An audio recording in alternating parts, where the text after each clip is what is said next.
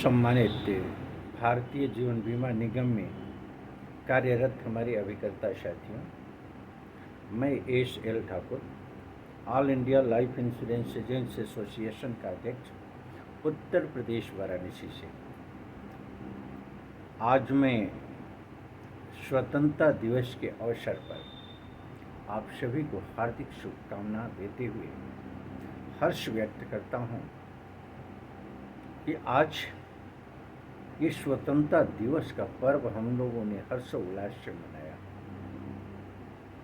लेकिन इस खुशी के साथ साथ उस गम को भी भूलना बहुत मुश्किल होता है, जबकि हमारे शहीदों ने, मैं सत्य नमन करना चाहता हूं उनको कि उन्होंने अपने जीवन को देकर के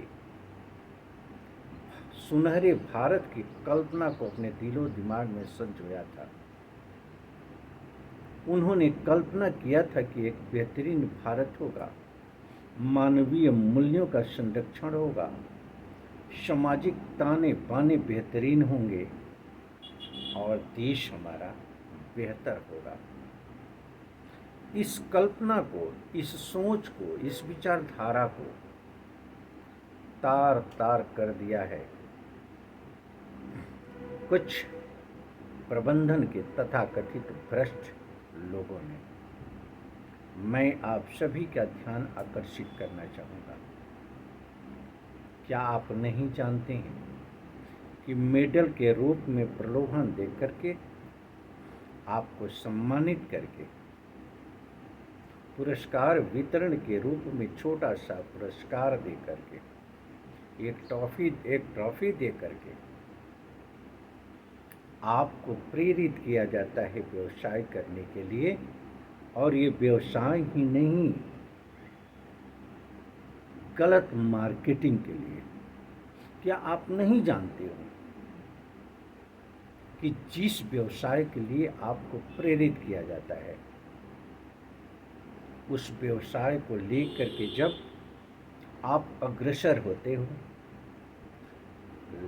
तमाम तरह के त्याग करने के बाद, चाहे वह आर्थिक क्षति के रूप में हो, कठिन परिश्रम के रूप में हो, त्याग के रूप में हो, अपने परिवार के हितों को नज़रअंदाज करके, अपने हितों को नज़रअंदाज करके आप कलेक्ट करते हो उस पॉलिसी को।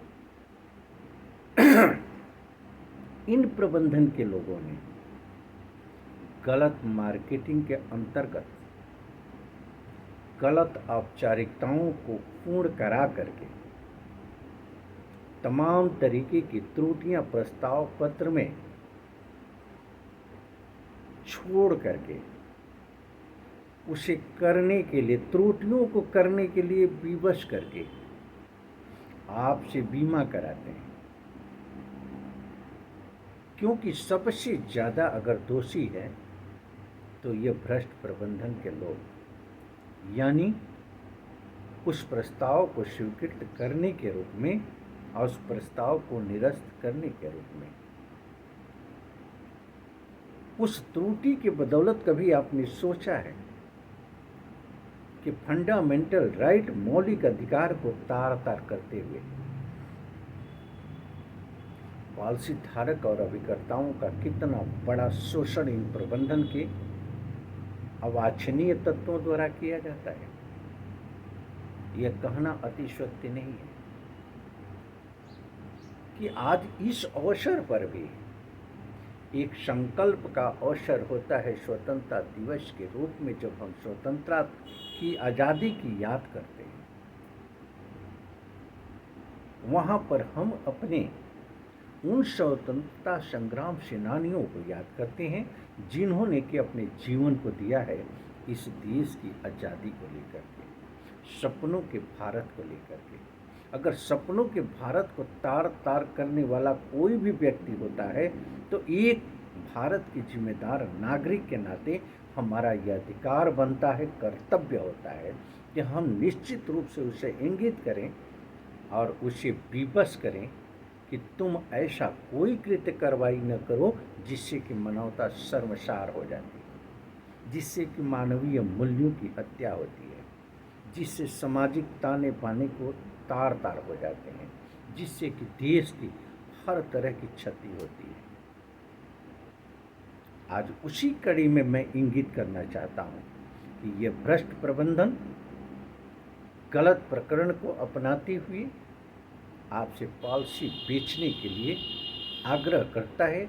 आग्रह द सेंस आदेश और निर्देश देता है, और आप इनके भय से भयभीत होकर के, इनके प्रभाव में आकर के, इनके झूठे प्रलोभन को लेकर के आप उस पॉलिसी को गलत तरीके से बेच देते हो मार्केट के अंदर। उसका दुष्परिणाम बड़े ही स्पष्ट शब्दों में मैं कहूँगा कि लाखों अभिकर्ताओं ने झेला, लाखों पॉलिसी धारकों ने झेला मनी प्लस के रूप में, बीमा गोल्ड के रूप में, बीमा किरण के रूप में।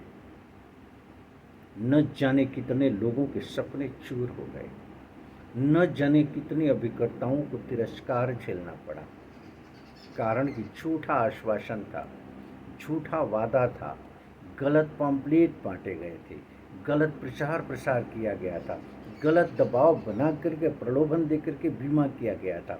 आज भी वह प्रक्रिया निरंतर जारी है।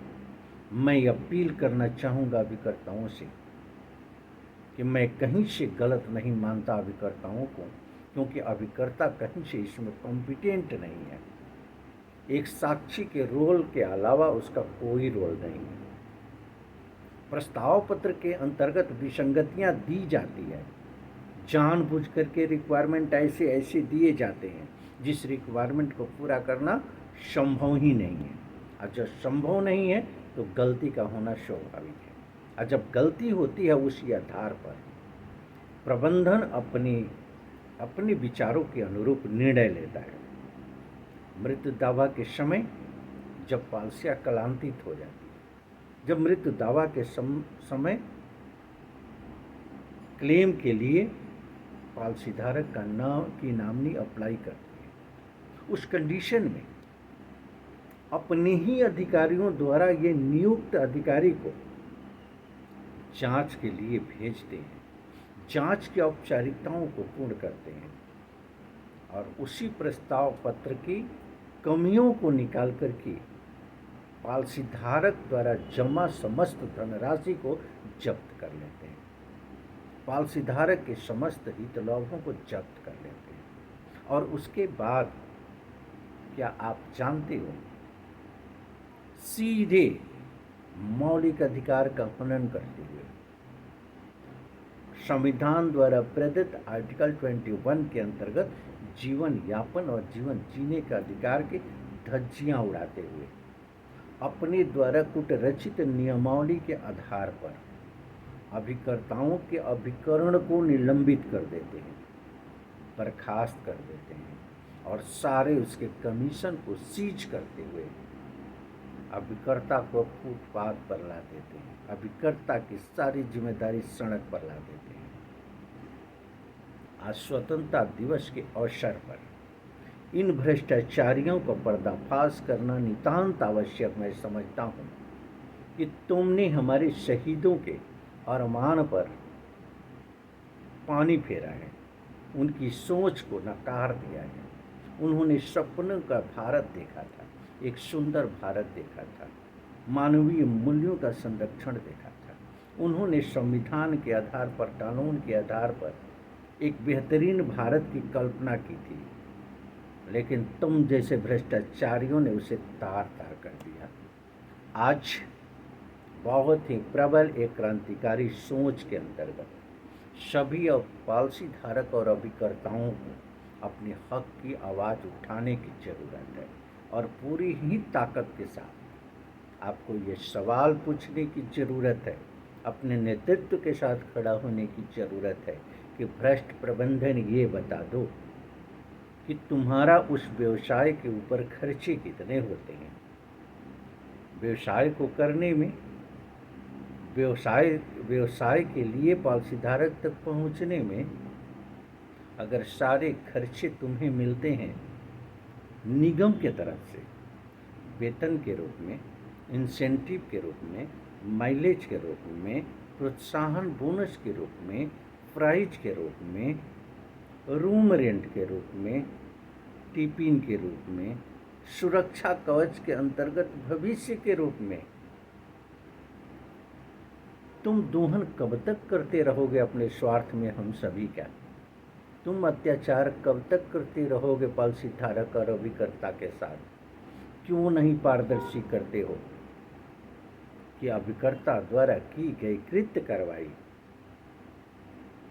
को नीट एंड क्लीन बनाया जाए, अभिकर्ता द्वारा किए गए व्यवसाय को पूरी तरह से नीट एंड क्लीन बनाया जाए, जिससे कि पॉलिसी धारक और अभिकर्ता के हितों को संरक्षित किया जा सके। इस पर कहीं तुम्हारी चर्चा नहीं होगी। सिर्फ प्रलोभन दे करके, छोटे छोटे प्राइज दे करके, छोटे छोटे अवार्ड दे करके, अभिकर्ताओं के अंदर उत्साह भर करके और गलत तरीके से बीमा करने के लिए उन्हें प्रेरित करते हो। अब ये नहीं चलेगा।